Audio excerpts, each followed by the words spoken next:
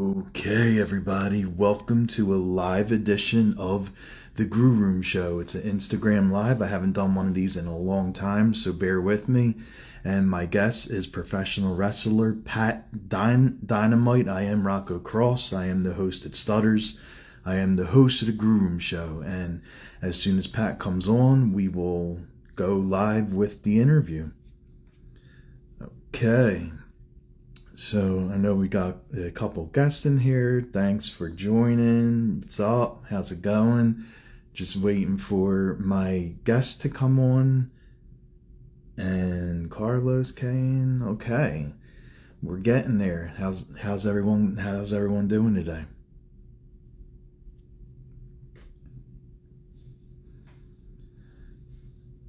Okay.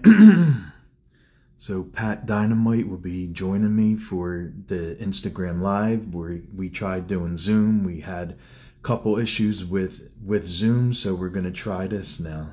What's up, Pat? How's it going, bud? All right, here we go.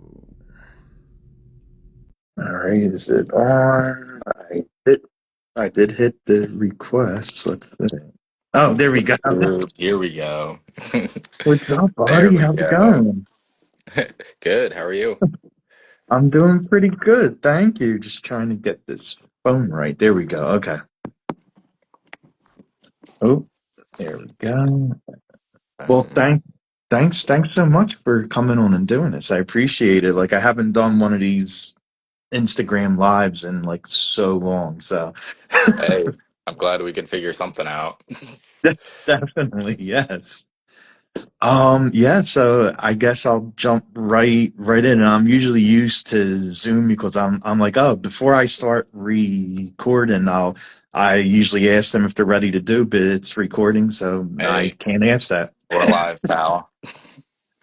Okay.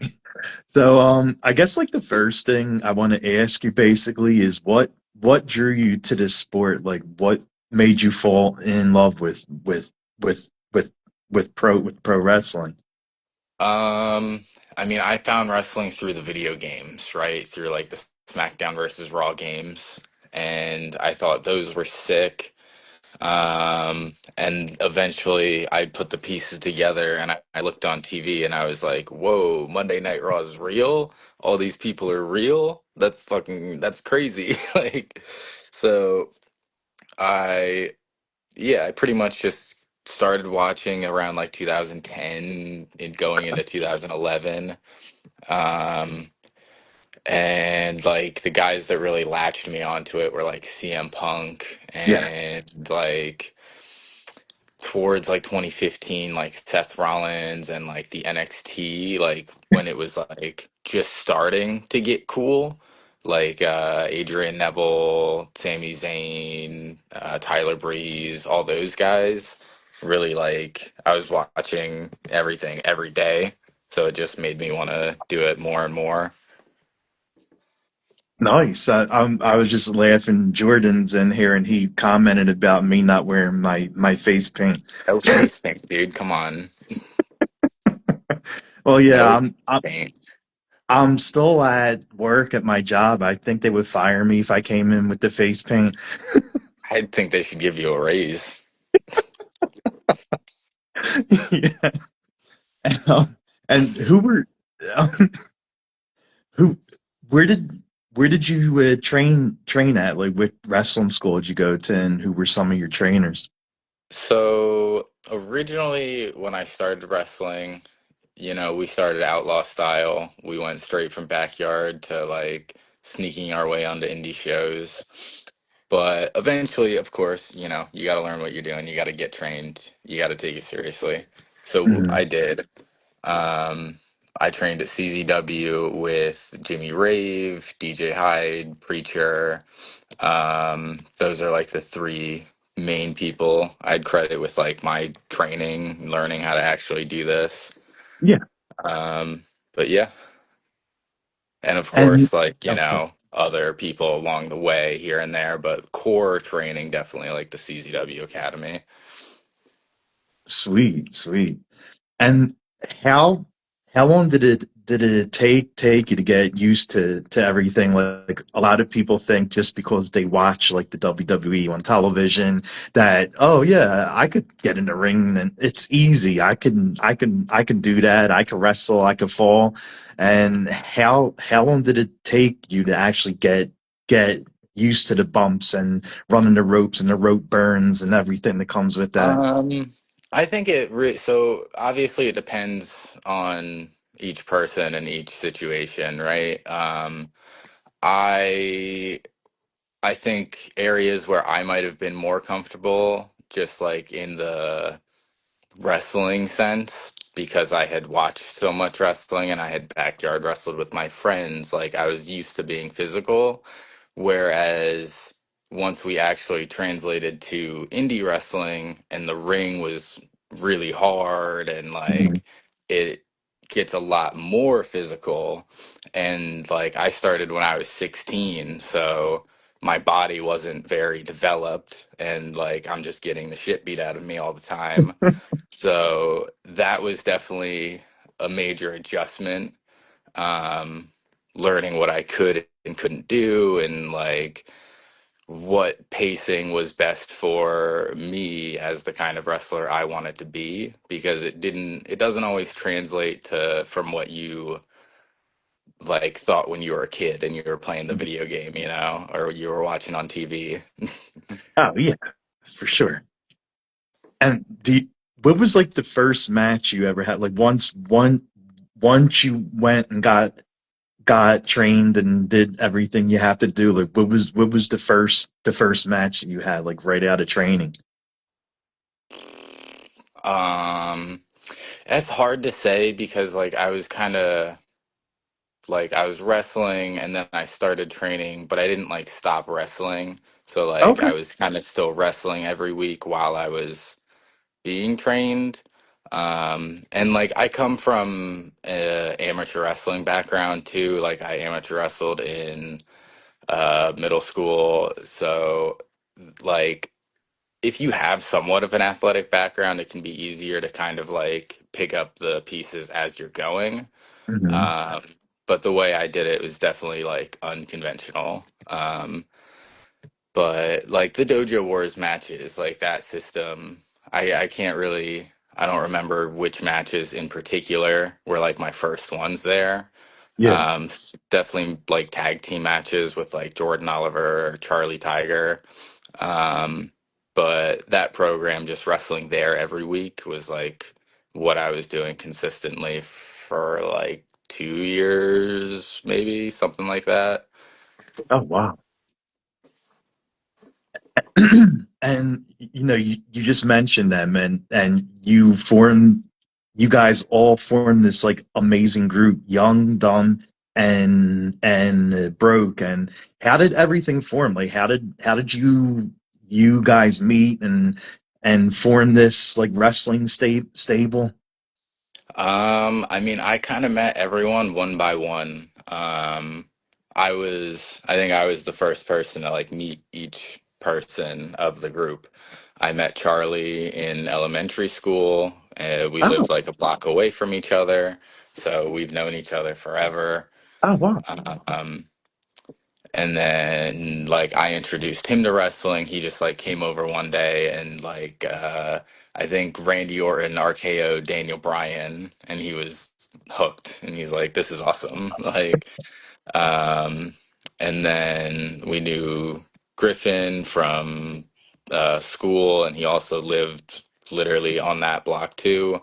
Hmm. So we all lived right there, and we all like backyard wrestled together. We all wrestled in school together on the amateur team, and then eventually like we would post our videos online and stuff, and that's how we met Jordan, who would also post his backyard wrestling online with his friends, and we like would go back and forth and whatever, and like we met him by going up there to like wrestle for their fed Hmm. in their backyard. Like, and then like all of us just instantly clicked. We like took him back with us at some point to Philly, and then he just kind of didn't leave. Like,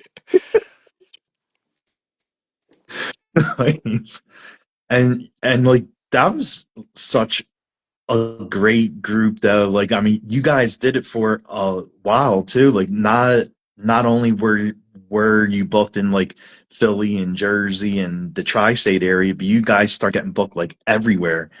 And all those guys seem like a lot of fun. Like you seem like a lot of fun. So I have to ask, like, how were the the road trips out of Philly like? Like any funny stories?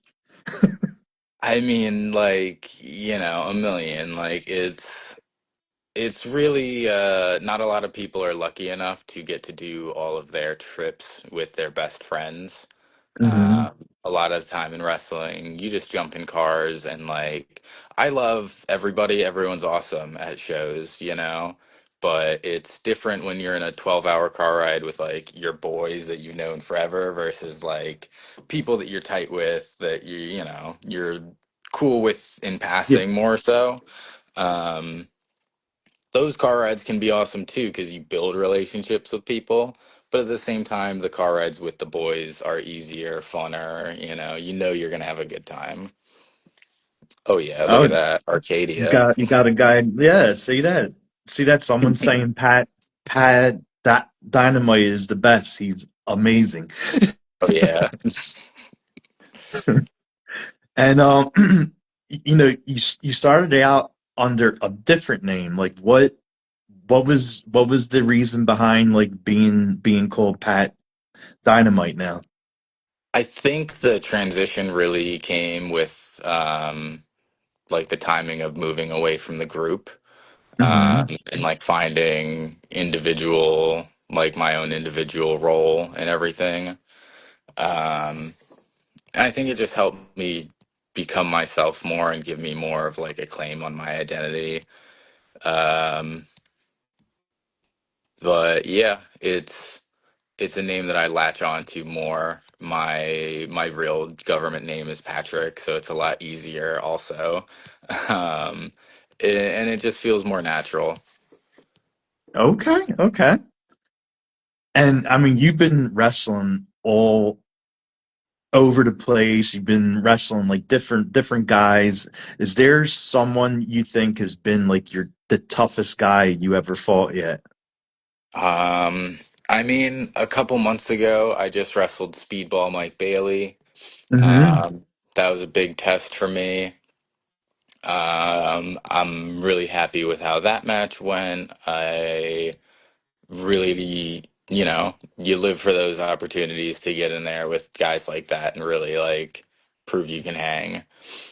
But I like when I originally wrestled John Silver back in CZW, Yeah. I was much less experienced and like again I was like 17, 18. I think I was 18, so I was much smaller and like everything just beat the shit out of me in that match. That was one that it was like really rough, but after the match I was like, okay, bet I did it though, like that was sick, Hmm.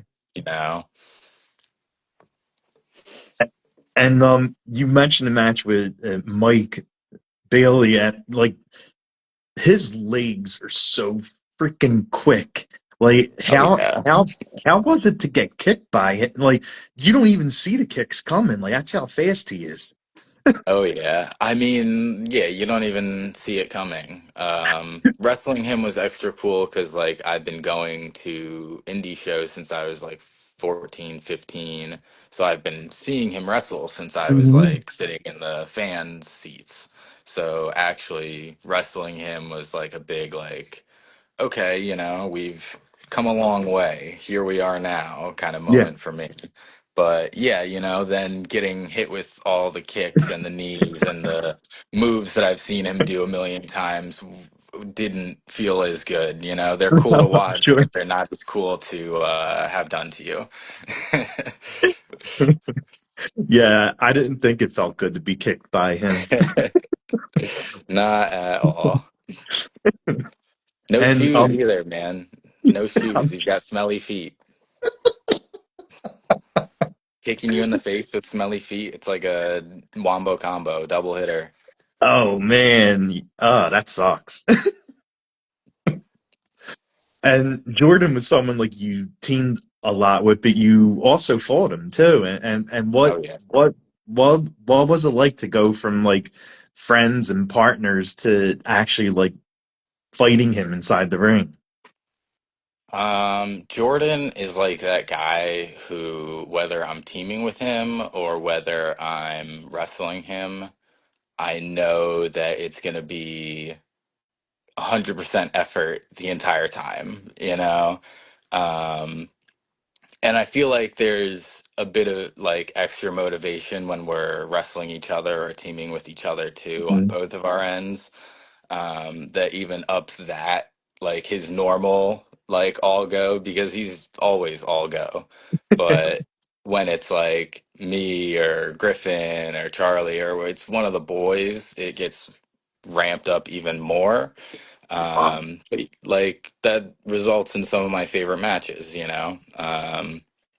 Wrestling him is definitely, every time we wrestle, it's like 35, 45 minutes. Oh But, wow. at the end of it, it's, you got through it and you feel like shit, but it's really sick at the end of it. But And like, what do you think is like the most fun match you ever had? I mean, I know like a lot of matches are like brutal and hard, but was there like a match that you actually had like a lot of fun doing? um, I actually recently, like maybe like a year ago, I don't know.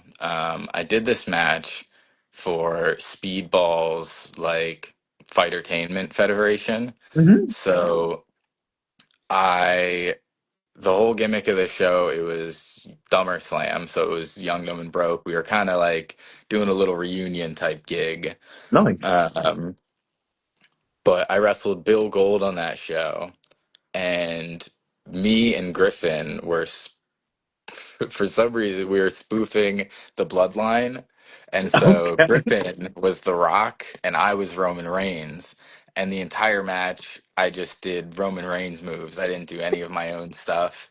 I was just pretending to be Roman Reigns, and then like there wasn't even a ring, it was just in a bar with like a mat on the floor. So I was Oh just my fighting Bill God. Gold, and Bill Gold's another one of my best friends, so we're just fighting in a bar, and I was pretending to be Roman Reigns and Griffin was The Rock, and it was hilarious. Nice. I mean, when you were saying Bill Gold at first, I'm like, wait, he wrestled Bill Goldberg. I was like, I okay, wish. Even better though, even better. Bill Gold, big Bill Gold, there you the go. one and only. And who do you think has the best wrestling theme song ever? Ever. Oh man, ever. Jeez. Um, mm, mm, man, right on the spot is crazy. Um,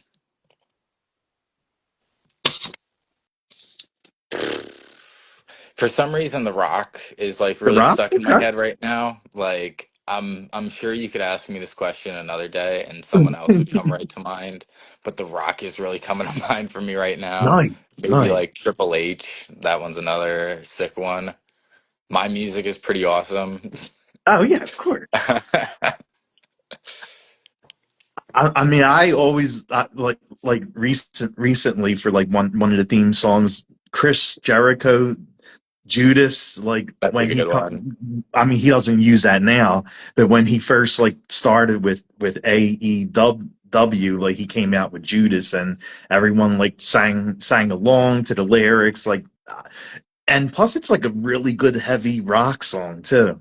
No, yeah, it was a good switch up from like Walls of Jericho, which was a sick Hmm. song. Oh yeah, definitely. I mean, of course, Edge too, Adam. Of Like course. I mean, once you hear that, you think you know me, and then boom, boom, boom, boom, and that energy he has when Yeah. he's running out to the ring. Yeah, I think especially like WWE songs, at least like a lot of the older ones really like emphasized that like kind of immediate reaction. You knew who Hmm. was coming out within like 2 seconds, so like the crowd popped right away. Ah, yeah, Like, yeah. And now like you've been doing a lot of work with SPO. And how did you first get involved with them and Johnny and everybody? well, I met Johnny Cashmere at a GCW show like a couple of years ago. I don't like it's been 3, 4 years, maybe more. Hmm. Jeez, that's crazy. Um, but I had known the backseats, Tommy and JP, Hmm. before that. Um, but then when I met Johnny, we all really clicked with him, and we just, had like a good relationship, a friendship. Like he kind of started mentoring us. Like Oh we wow. would show him our matches, all this stuff. And this was like before he got back into it and started doing it Hmm. again. He was just kind of thinking about it. Yeah, yeah, Um, exactly.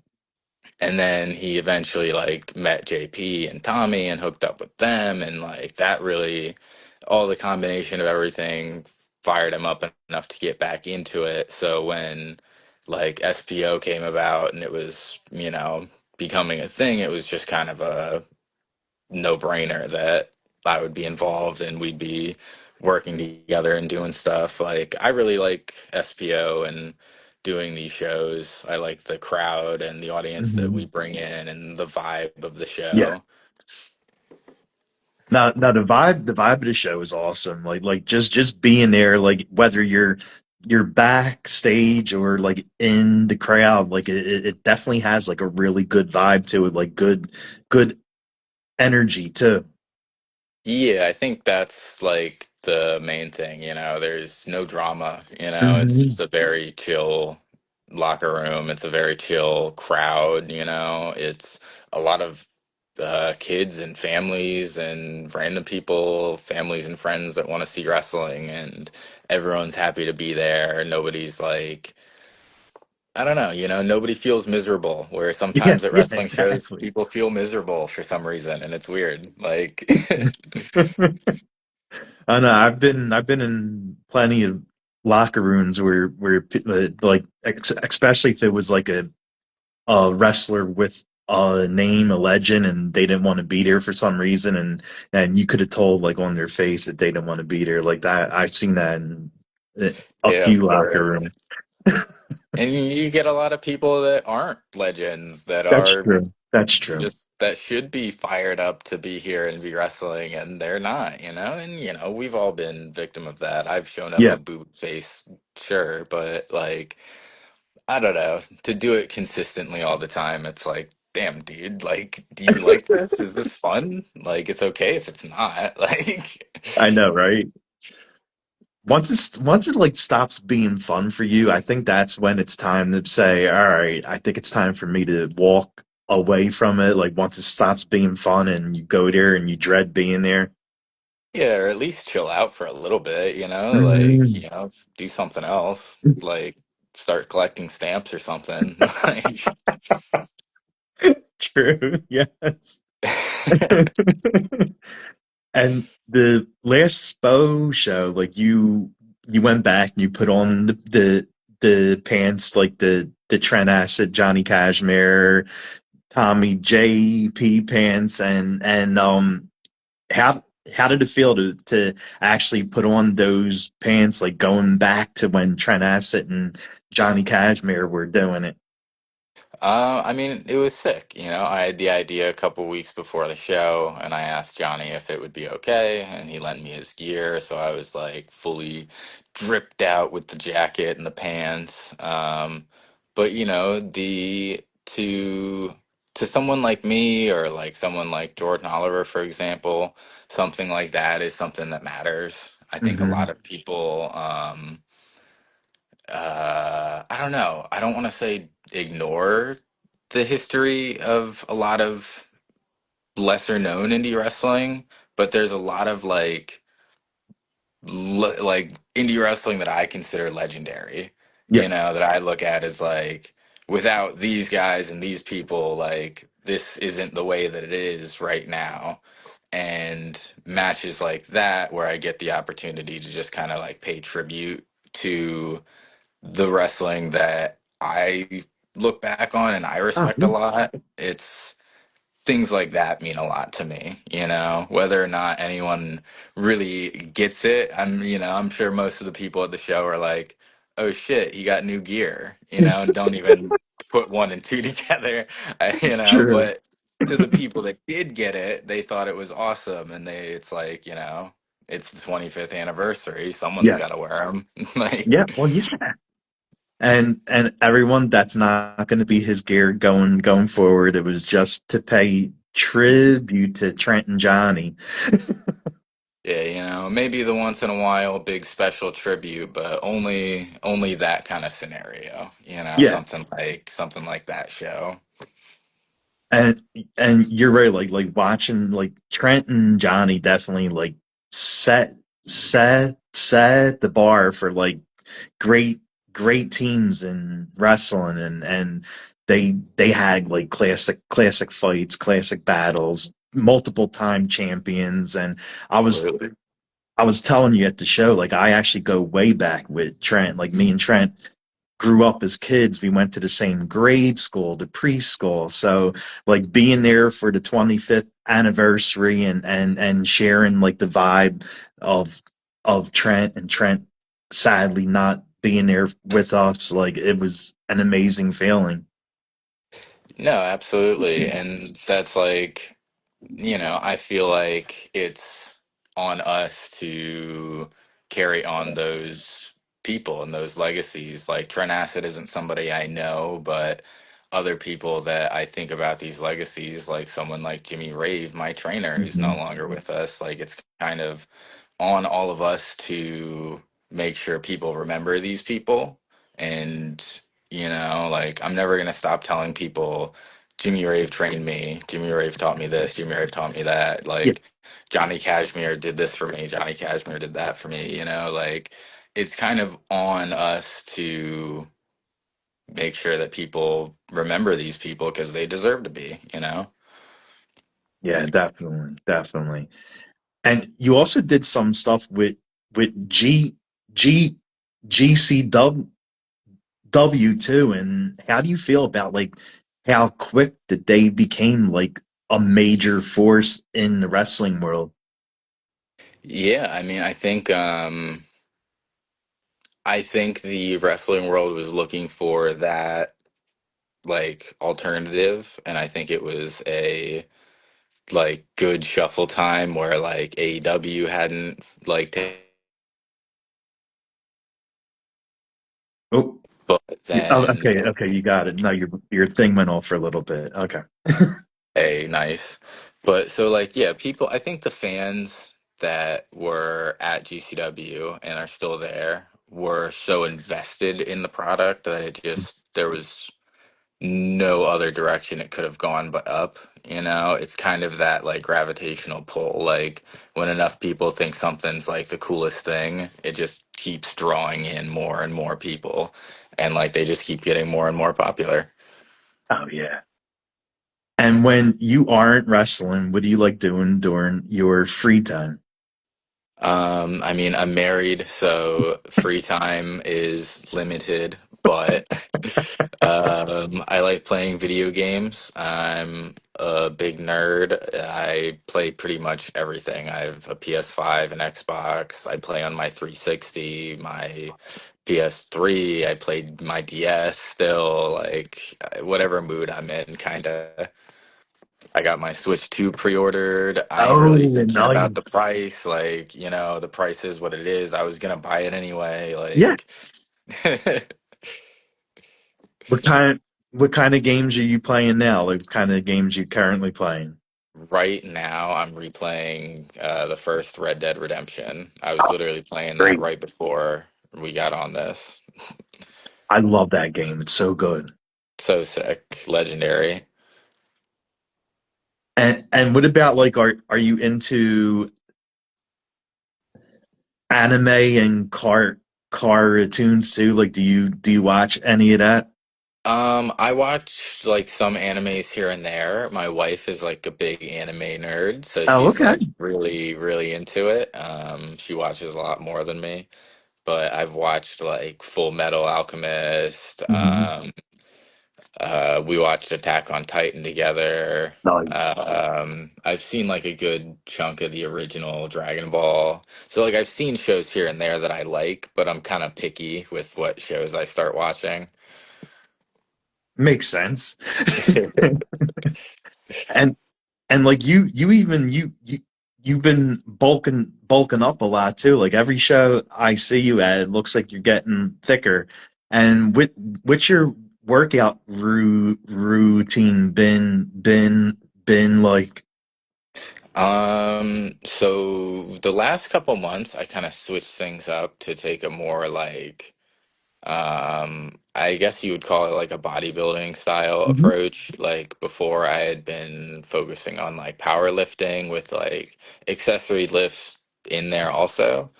And I think it really like leaned out my physique and I got Yeah. very like shredded and like thin. I got like to like 9% body fat and like Oh I my felt God. like I looked sick, but like I wasn't like big like a pro wrestler, you know? Like it's that weird like body dysmorphia where like even though I was at like a point where like in normal life I look really good, I was thinking like, well damn yo, like John Cena's way bigger than this. Like I gotta get way bigger. Like and now I feel like I've put on probably like 20, 25 pounds and I'm at a point where like I'm not like shredded, but I'm much bulkier and I'm putting that Hmm. size on.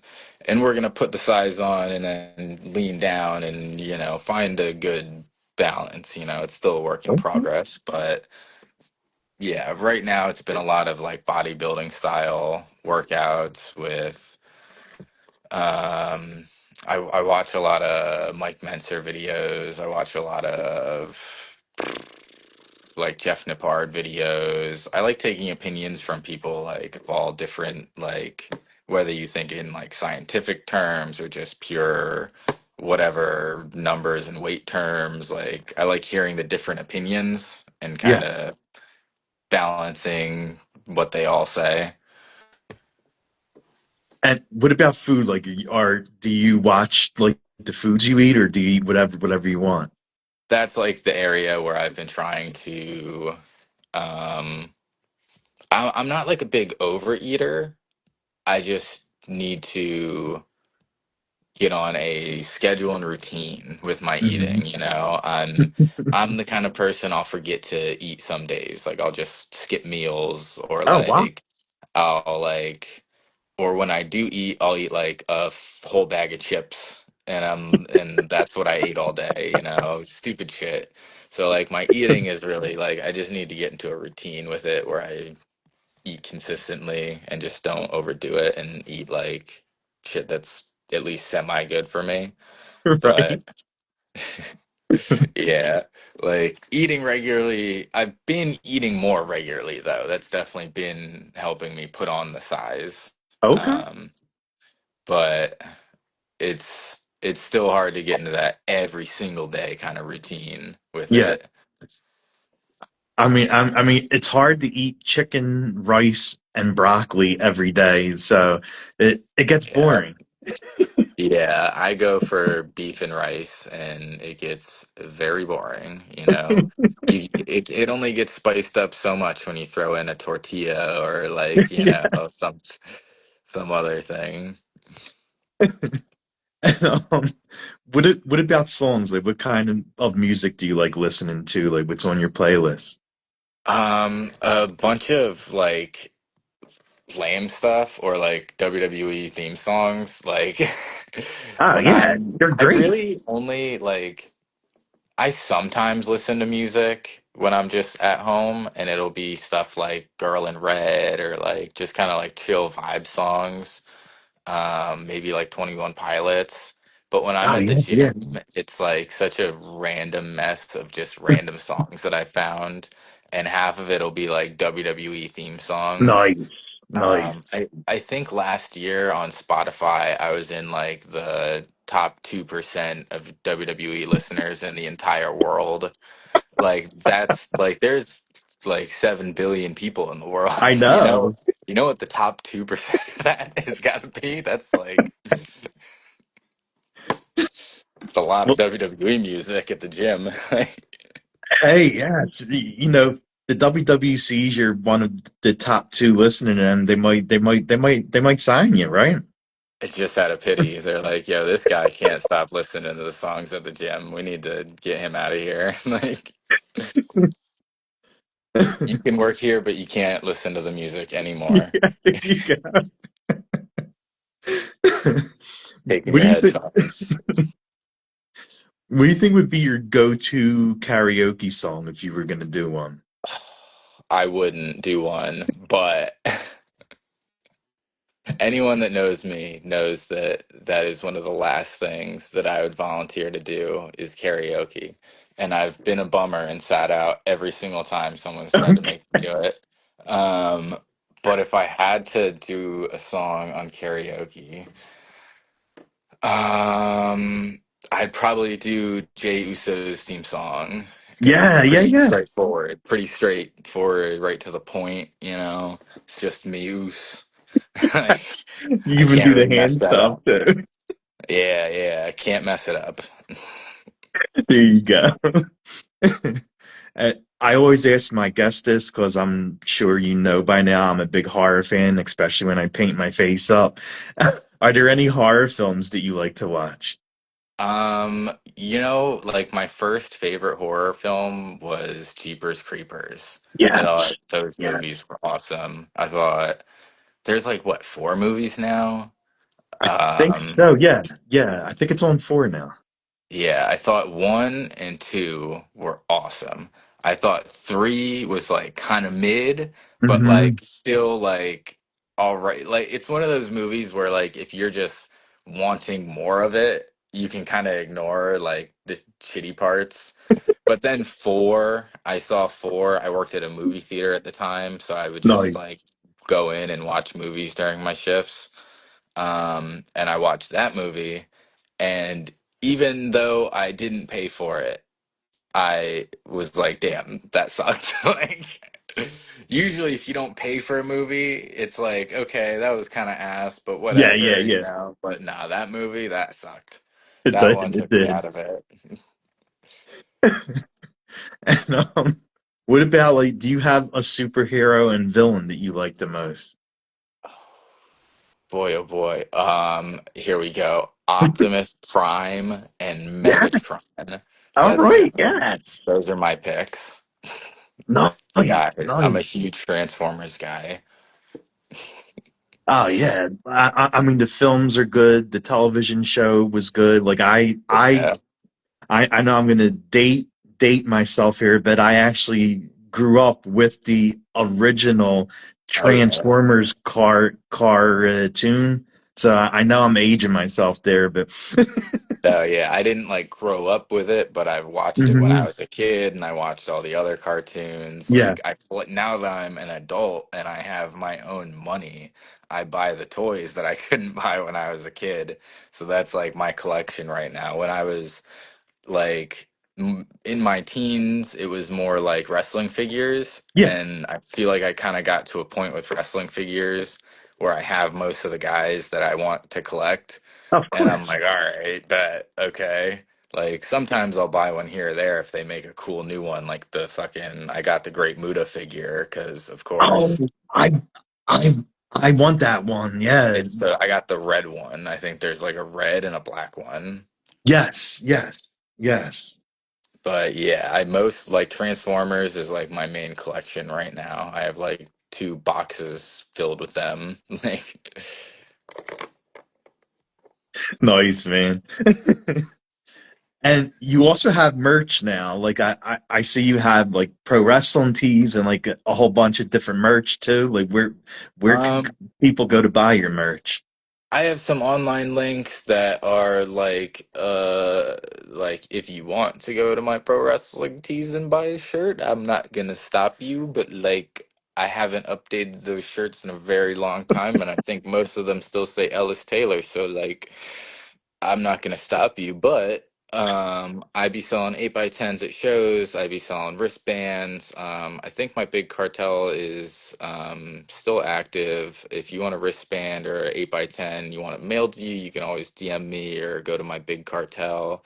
I am working on getting shirts soon though, so hopefully we get that figured out and I can get those going because everybody always wants shirts and everyone always comes up and says, "Oh, you got pictures and wristbands," but I actually wanted to spend more money.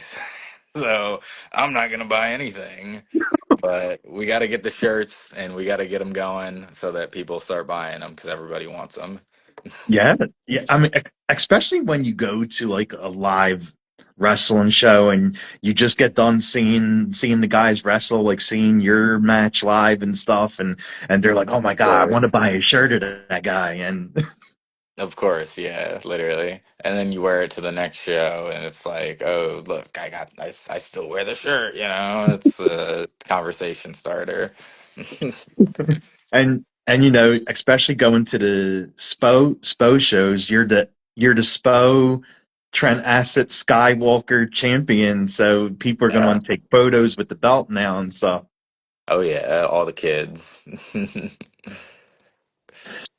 And where could fans follow you? And is there anything coming up that you want to plug? Fans can follow me at Pat Dynamite on Twitter and Instagram. My Facebook got hacked and I haven't set up a new one. So also PSA, if you see a car for sale on my Facebook, don't buy it. It's not for sale and you're getting scammed.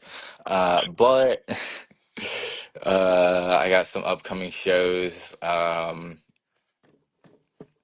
If I was smarter, I would have the dates in my head, but I can tell you what matches I got coming up. I'm wrestling Big Billy Gold at Maua coming up in June. And I'm gonna dump him on his head and kill him in the middle of the ring. So if you want to see that, um, I think the tickets are a good price for what I'm offering. Hey, you pay a ticket and you see a guy die in the ring. Exactly. What else? That's what the fans want. That's what they came to see. Well, Pat, thank you so much for coming on and doing the show. Like, you're a really awesome person. Like, I always have fun talking to you at the SPO shows, and you're really awesome. And thanks again for doing this. Hey, thank you for having me. I'm glad we could finally figure it out. I've been giving this guy the runaround for like 3 months because I got married. But, here we are now after technical difficulties. I'm glad we figured it out.